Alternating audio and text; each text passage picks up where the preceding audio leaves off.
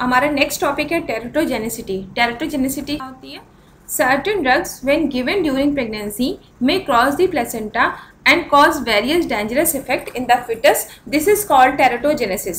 Means कुछ ऐसी drugs होती हैं जो क्या करती हैं ड्यूरिंग प्रेगनेंसी हमारे प्लेसेंटल बैरियर को क्रॉस कर जाती हैं और फिर प्लेसेंटल को क्रॉस करने के बाद क्या करती हैं, जो फिटस होता है उस पर डेंजरस इफेक्ट डालती हैं। इसी को बोलते हैं टेरेटोजेनेसिस, या इसको हम दूसरी लैंग्वेज में बोल सकते हैं कि ड्रग्स का इफेक्ट ड्यूरिंग द प्रेगनेंसी, ठीक है, ऑन दी फिटस।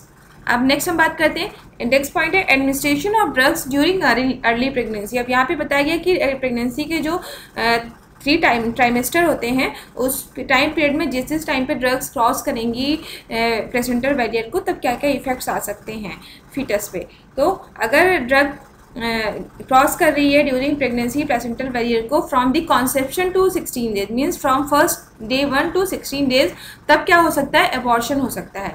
सेकेंड है during 2 to 8 weeks of gestation. Gestation period किसी को 1 to 9 मंथ्स का पीरियड होता है उसी को बोलते हैं जेस्टेशन पीरियड। और इस जेस्टेशन पीरियड में अगर 2 to 8 वीक्स में अगर ड्रग ने क्रॉस किया है प्लेसेंटल बैरियर को, तब क्या हो सकता है, it can affect organogenesis and produce structural abnormality.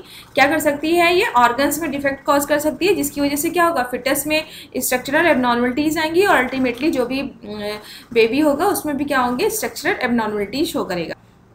During second and third trimester, drugs can affect growth and development of the fetus. Second and third trimester क्या होता है, from 3 to 6 months second trimester होता है, and from 6 to onwards 9 month तक का time period क्या कहलाता है, थर्ड ट्राइमेस्टर।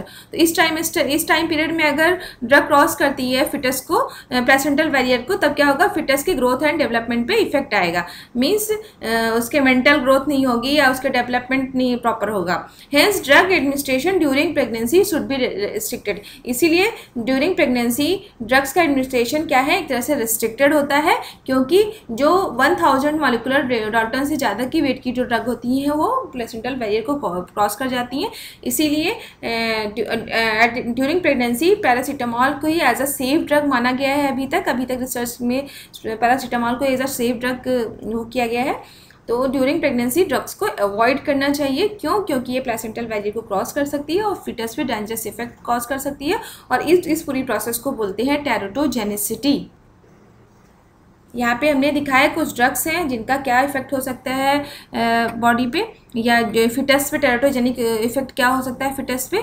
तो हमारा पहला ड्रग है थैलिडोमाइड। इससे क्या हो जा सकता है, फोकोमेलिया। फोकोमेलिया क्या होता है, इट इज़ ये वो कंडीशन है जिसमें क्या हो जाता है, जो फिटस के आर्म्स और लेग्स हैं उसमें मालफॉर्मेशन हो जाता है, डिफॉर्मेशन हो जाता है उनका, ठीक है। तो इसी को बोलते हैं फोकोमेलिया, डिफॉर्मेशन या malformation in the arms and legs of the foetus.